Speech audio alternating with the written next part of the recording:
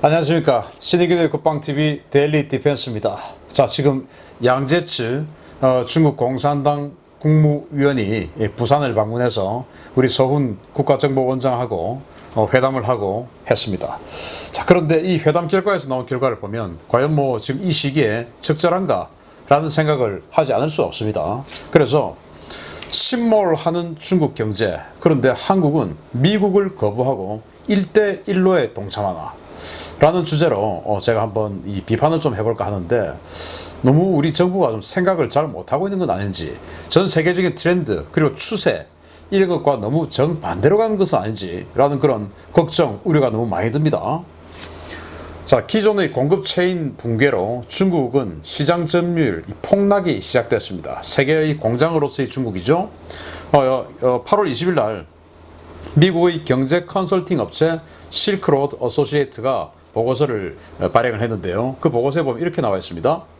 미국과의 무역 전쟁, 바이러스, 인공지능 증가 등으로 중국의 세계 시장 점유율이 타격을 받았으며 다국적 기업들은 세계의 공장이었던 중국에 대한 의존도를 낮추는 중이다. 지난해 중국 상품 1200개 품목의 수출은 세계 시장에서 22%의 점유율을 기록했으나 이는 전년도 25%에 비해 3%나 감소한 것이며 올해는 더욱 심화될 것으로 전망했다. 이 같은 결과는 미국이 중국 공급 체인에 대한 의존도를 낮추기 위해 광범위한 분야에서 중국을 공격하고 있기 때문이다. 세계 소비자들은 첨단 하드웨어 제품 분야에서 중국산에 대한 안전 우려를 제기하고 있고, 일부 품목은 미국의 관세 폭탄을 맞는 등 악재가 계속되면서 기업들은 최근 3년간 꾸준히 중국에서 공장을 제3국으로 이전하고 있다 라고 이렇게 보고서가 나왔어요. 자, 그런데 이제 우리 언론에 거의 안 나왔는데, 지금 중국과의 관계에 좀 불리한 그런 기사들 대부분 안 나오고, 중국과 어떤 그 상황과 관계없이 너무나 장밋빛 전망을 내놓는 기사들은 많은 언론에서 앞다투어 보도를 하고 있어요. 좀 희한하죠.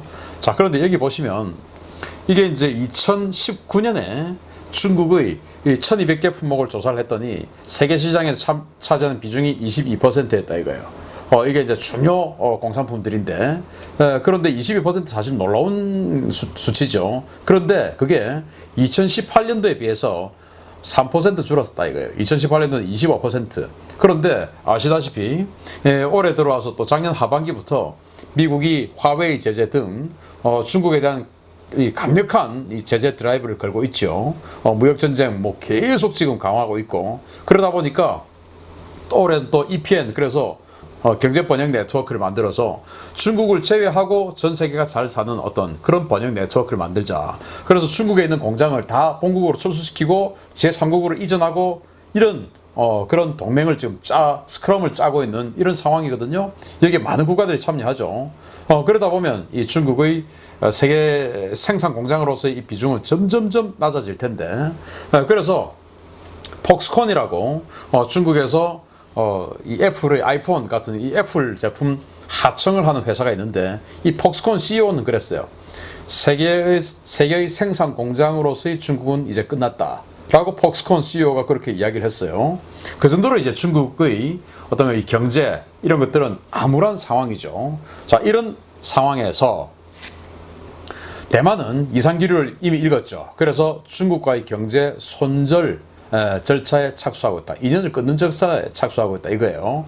자, 8월 21일 날 타이베이 타임스가 보도를 했는데, 대만 경제부 산하 투자심의위원회가 중국 공산당, 중국 정부, 인민해방군 관련 개인과 기업의 대만 투자를 금지한다고 발표했다. 대만 당국의 이번 조치로 인해 중국 당국은 물론 중국 당국과 연관이 없는 순수 개인 또는 기업 역시 대만 투자가 불허됐다. 투자심의 수치엔 대변인은 이번 조치는 중국의 자본에 의한 대만 경제 지배력을 차단하기 위한 것이다 라며, 대만의 이런 규제는 미국과 일본, 유럽 등이 중국을 상대로 투자와 경제 협력 요건을 강화하는 흐름과 일맥상통하는 것이다 라고 밝혔다는 거죠. 자, 대만은 올 1월 조사 기준으로 전체 무역에서 중국과의 무역이 차지하는 비중이 24%예요. 대단히 높죠. 이거 우리하고 대한민국하고 비슷한 수치죠. 우리 대한민국은 2019년도에 전체 무역액에서 중국과 차지하는 비중이 26.8%로 조사되어 있습니다. 우리가 사실 뭐 대만보다 대중무역 비중이 조금 더 높다는 게 참 의외인데, 어쨌든 서로 간에 이렇게 4분의 1에 가까운 플러스 마이너스 4분의 1 정도 되는 그런 대중무역 비중을 차지하고 있는 나라가 바로 우리와 더불어서 대만입니다. 그런데 이 대만은 지금 중국의 모든 투자를 이제 불허한다 이거예요. 근데 여기 보면 중국 공산당, 중국 정부, 인민해방군 관련 기관과 기업의 투자 금지한다 라고 돼 있는데, 그런데 여기 보면 당국과 연관이 없는 순수 개인 또는 기업 역시 대만 투자가 불허된다. 자, 이 말은 뭐냐? 모순점이 있죠. 분명히 여기는 정부와 군 관련한 개인과 기업이라고 했는데 여기는 순수 개인 전체다 이거예요. 그 말은 뭐냐? 중국의 대간첩법 이런 것들 제가 이제 여러 번 소개해 드렸는데, 그런 법들에 의해서 중국은 순수한 개인이 없다. 전부 정부가 통제할 수 있고 정부의 어떤 그 지침에 따라야 되고 정부가 요구하는 모든 정보를 다 줘야 되고 그런 현실에 있기 때문에 중국은 순수 개인이란 있을 수 없다. 그래서 대만은 앞으로 중국의 모든 투자를 받지 않겠다 이 말인 거예요. 그러면서 이런 규제는 미국, 일본, 유럽 등이 중국을 상대로 투자, 경제협력 이런 걸 제한하는 거하고 똑같다. 그러니까 전 세계가 지금 이 선진국들이 중국의 투자를 불허한다 이거예요. 자, 그럼 우리 어떻게 해야 됩니까? 지금 밥 나와 있죠. 자, 그래서 중국 경제 붕괴에 대한 미국 정부 그리고 경제 석학들은 연연 경고를 하고 있습니다. 자, 여기 보면 키스 크라크 지금 미 국무부 경제 담당 차관보인데, 정말 미국 이 국무부 외교를 담당한 국무부에서 그 중에서 경제를 담당하는 차관보 넘버 2죠. 이 사람이 이렇게 지금 미 기업들에게 경고를 하고 나섰습니다. 상장 기준이 강화됨에 따라 미국 증권거래소에 상장한 중국 기업들은 내년 말까지 완전히 퇴출될 수 있으므로 중국 기업 주식 보유를 신중히 고려해야 된다. 재차 강조하건대 중국 기업 주식 보유는 상당히 큰 금융 리스크가 될 수 있다고 강력하게 경고한다. 국무부는 중국 기업의 불법 행위, 지적재산권 절도와 인재 탈취, 불법 연구 등에 대해 전방위적이고 강도 높은 조사와 후속 조치를 할 것이다 라고 키스 크라크 현재 미 국무부 경제 담당 차관보가 이렇게 경고를 했습니다. 자, 지금 이제 이 미 증시에 상장을 해는 여러 중국 업체들이 있는데, 그 중국 업체들이 미 증시에 상장을 한 것은 달러를 유치하겠다 이 말 아닙니까? 달러의 투자를 받기 위해서 미 증시에 상장을 한 것이죠. 자, 그런데 그동안은 그 회사들의 회계 시스템을 중국 기준으로 해서 그냥 이 보고를 하면 되게끔 되어 있었는데, 이제 내년 말까지 완전히 미국 스타일로 회계를 다 맞춰야 된다 이거예요. 그러면은 이 분식 회계하고 부실 회계하고 뻥튀기 장부 만들고 한 거 전부 다 걸리겠죠. 그러면 이제 그런 부정적인 내용들이 걸리면 퇴출될 수 있다 내년 말까지. 그러니까 지금 중국에게 투자한 미국인들 위험하니까 알아서 해라, 돈 빼라 라고 국무부 차관보가 지금 그렇게 이야기를 했습니다. 자, 그러면서 여기 이제 하버드대의 케네스 로커프 교수와 그리고 중국 칭화대 양유한첸 교수가 미국 경제연구소 소식지에 공동 논문을 냈는데, 여기 이제 한 패러그래프를 제가 가져왔습니다. 중국 정부의 지나친 개입과 변덕스러운 정책으로 인해 중국 부동산 시장의 불안은 정점에 달해 있으며, 이로 인해 부동산, GDP 거품 붕괴와 금융 시스템 위기가 올 것이다. 자, 지금 이제 부동산 거품 온다 이겁니다. 그래서 부동산에 대해서 너무나 많은 지금 대출을 해놓았고, 그런 것들이 이제 어떤 제가 좀 이따 말씀드릴 텐데 금리 조정 문제 이런 것들로 인해서 뭔가 거품 붕괴 시기가 올 수 있다라고 지금 경고를 했어요. 아주 석학들, 그러니까 세계 최고의 대학이죠, 하버드대, 그리고 중국 최고의 대학 칭화대 교수들이 공동으로 이렇게 경고를 했습니다. 이거 지금 진짜 심각한 뭐 평범한 사인 아니에요. 정말 심각한 사인이죠. 자, 중국은 5년간 8천조 원, 우리 돈으로 8천조 원을 양적 완화, 돈을 풀겠다고 했죠. 코로나19 관련해서 전 세계 경기가 어려워지고, 또 지금 뭐 여러 가지 문제로 인해서 그 경기를 부양시키고, 또 시진핑, 미국, 또 유럽 이런 나라들은 국가당 지금 뭐 10%, 9%, 7% 이런 식으로 분기별 GDP가 하락을 하고 있는데, 우리 중국만 3.2% 상승했어. 세계 유일의 국가야. 이런 것들을 홍보하기 위해서인지 지금 뭐 상반기에 어마어마하게 한 600조 원의 돈을 풀었죠. 그러면서 5년간 전체적으로 8천조 원의 돈을 풀겠다고 했는데 갑자기 지금 중국이 태세 전환을 한다라는 그런 8월 21일 날 언론 보도 종합적으로 모든 언론이 지금 보도를 했어요. 뭐냐? 중국 중앙은행인 인민은행이 사실상의 기준금리인 대출 우대금리를 4개월 연속 동결했으며 이를 두고 시장에서는 그간 높은 수위의 완화적 통화정책을 펴온 중국 당국이 긴축으로 방향을 전환하기 시작한 것이라고 해석했다. 바이러스 등 사태로 올 상반기 당국이 확장적 재정정책과 완화적 통화정책을 바탕으로 대규모 대출 지원 정책을 펼친 결과 중국 기업의 부채율은 천정부지로 치솟아 당국에서는 더 이상 완화 기조를 이어갈 수 없다는 지적이 제기됐다. 이미 시장에서는 긴축 시그널로 보이는 부동산 대출 정책 긴축 전환, 신규 위안화 대출 규모와 사회융자 총량의 7월 이후 대폭 감축, 인민은행 고위 관계자의 부동산 거품 규제 시사 발언 등이 포착이 되고 있다라는 거예요.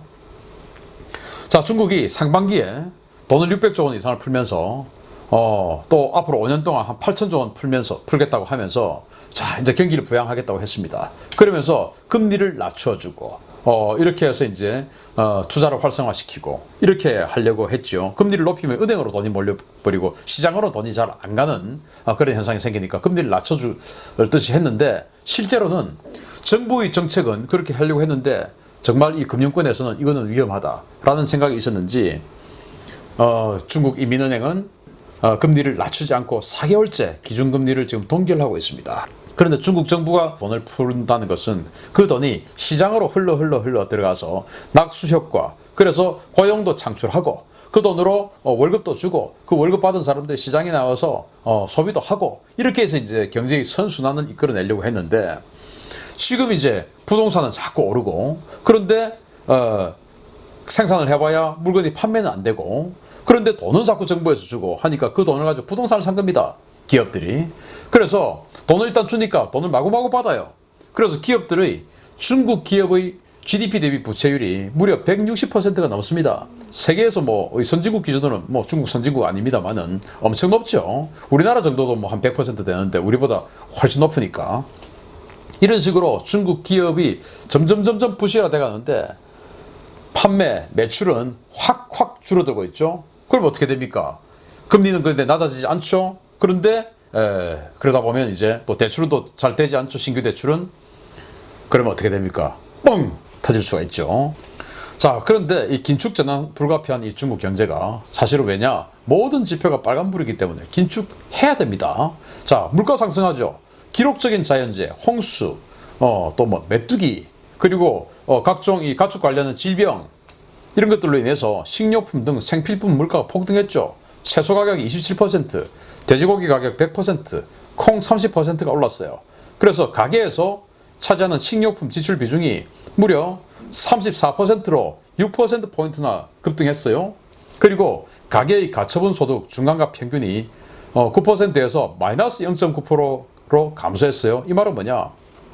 100만 원을 벌었으면 한 9만 원 정도는 여유가 있어가지고 이 돈 가지고 뭐 어떻게 소비를 했는데 그런데 지금 뭐가 제대로 안 돌아가다 경제가 안 돌아가다 보니까 가계의 이 소비와 수입과 지출이 적자가 났다 이겁니다. 마이너스 0.9%. 원래는 9% 가계가 이익이었는데 이런 식으로 돼버렸어요. 자, 실업률 엄청나게 상승하죠. 공식 통계 실업률은 5.7%인데 실제로는 이 농촌 지역에서 도시로 온 농민공들, 그 농민공이 2억 9천만 명 정도 된다라고 하는데 그 2억 9천의 농민공 중 1억 7천만 명 정도가 실직 상태라는 겁니다. 그런데 이러한 부분이 제대로 통계에 반영이 안 되어 있다는 거예요.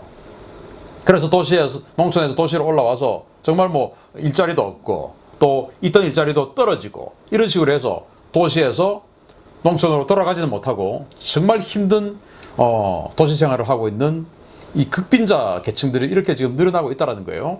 그러면서 지금 중소기업 매출이 확 줄어들죠. 경영난이 심화되죠. 자, 중소기업과 서비스업의 매출이 2019년 대비 지금 35.3% 줄어들고 있다는 겁니다. 물론 이 추세는 중국뿐만 아니고 코로나19 관련해서 전 세계가 지금 이런 추세로 가고 있기 때문에 중국은 더 하겠죠. 왜? 현재까지 전 세계의 생산 공장이었으니까 작년까지 22%의 생산을 담당했던 어마어마한 공장이었으니까 당연히 세계 전체 경기의 직격탄을 맞을 수밖에 없죠. 그런데 유럽이 마이너스 10%씩 되는데 자기네들이 플러스 3.2% 된다. 이거 정말 말이 안 되는 거짓말을 하는 겁니다. 자, 그러니 서비스업, 즉 자영업들이 많죠. 이 서비스업 매출이 35.3%가 매출이 폭락하면 이익은 없습니다. 그렇지 않습니까? 매출이 35.3%, 그러면 과거에 매출 35% 정도 이익을 봤던 것을 매출이 그만큼 줄어들면은 아예 이익이 아니고 전부 손해를 보는 것이죠. 자, 가게가, 상점이 손해를 보면 제일 먼저 하는 일이 뭡니까? 고용을 줄여야 되죠.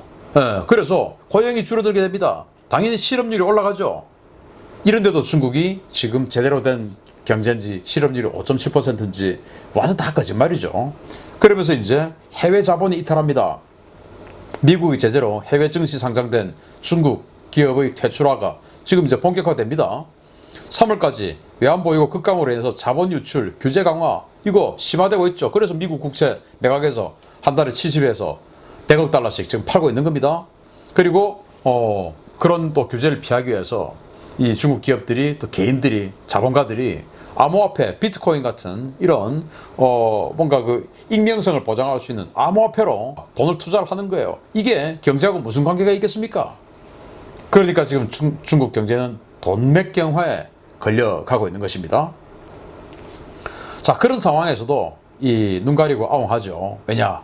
계속 이제 이 중국 국민들에게 희망을 주기 위해서 이런 식으로 합니다. 자, 이 사람은 세계은행 부총재를 지냈던 사람이에요. 중국 사람인데 얼마나 중국 내에서는 대단한 경제학자겠습니까? 이 사람이 8월 22일 날 인터뷰를 했고 그거를 신경보가 보도를 했어요. 세계은행 부총재를 지낸 중국의 저명한 경제학자 리니프가 최근 중국 내 강연에서 2030년이면 중국의 경제 규모가 미국을 넘어서고 2050년이 되면 미국의 패권이 종말을 구할 것이라고 주장했다. 그는 과거 일본이나 아시아의 4마리 용이 현재 중국의 1인당 GDP 수준에 도달한 뒤에 계속 8에서 10% 성장을 이어나갔던 전례를 보면 향후 중국은 앞으로 몇 년간 최소 8% 이상 고속 성장이 가능하다면서 올해 여러 어려움을 겪고는 있지만 앞으로 10년간 즉 2030년까지 매년 5에서 6% 성장이 가능하며 중국이 계속 이런 고속 성장을 하면 2025년에는 세계적인 고수입 국가 반열에 들고 2030년에는 미국을 추월하며 2050년에는 미국 패권의 종지부를 찍을 것이다 라고 주장했다. 정말 한마디로 개소리죠. 자, 자신들이 2050년이 되면 미국 패권의 종말을 구하고 30년에 미국을 넘어선다 라고 하니까 기자들이 그 근거는 뭡니까? 물어봤을 때 이제 그렇게 한 거예요. 일본도 그랬고 한국, 대만, 홍콩, 싱가포르가 10,000달러 돌파하고 나서도 8%씩 계속 성장했잖아. 그래서 우리도 그럴 수 있는 거야. 한국이 그랬으니까 대만이 그래. 밑도 끝도 없어. 아니 세계적인 저명한 세계은행 부총재를 지냈다는 사람이 어떻게 그따위 분석을 할 수가 있습니까? 그러니까 우리는 앞으로 10년간 쭉 최소 5에서 6% 고속 성장할 수 있어. 그러면 이제 미국 추월하는 거야. 라는 말도 안 되는 근거를 가지고 장밋빛 전망을 내놓는 것이죠. 뭐 이 정도 되면 이제 이 중국 공산당에서 고위층이니까 뭐 당의 이익이 되는 멘트를 할 수밖에 없으니까 정말 자기 양심하고는 맞지 않는 이야기를 했겠죠. 이렇게 부탁을 하니까 참 황당한 그런 이야기 아닙니까? 그러면 이제 중국에서 뭐 많은 시민들은 우리 중국 너무 좋아 라고 하겠지만 정말 지식 있는 사람들, 지각 있는 사람들은 야, 참 황당하다. 어떻게 저런 분석을 할 수가 있냐 라고 생각하겠죠. 그런데 정말 놀랍게도 이 주장에 동조하는 우리 국내 언론 기사가 많아요. 참 황당합니다. 우리 대한민국 언론들. 자, 그러니까 이제 중국은 어딘가에서 돈을 당겨와야 되는데 미국, 일본, 유럽 이런 선진국들이 중국에서 돈을 지금 빼갑니다. EPN 경제번영 네트워크를 만들어서 중국에 있는 지금 들어가 있는 시장들 완전히 지금 공장들 철수시키려고 합니다. 그러니까 중국은 지금 돈이 더 필요하죠. 호구를 찾아야 됩니다. 옆을 둘러봤더니 대한민국이라는 정말 천하의 호구가 있는 거예요. 중국이라는 끔뻑 죽는 이 호구가 있는 겁니다. 당연히 찾죠. 자, 싱하이밍 주한 중국 대사가 대한상공회의소 초청 연설에서 6월 10일 날 이렇게 이야기를 했습니다. 중국은 향후 5년간 48조 6천억 위안, 즉 8,262조 원을 투자하는 중국판 뉴딜 사업을 벌일 것이며 이는 한국 기업들에게 큰 기회가 될 것이다.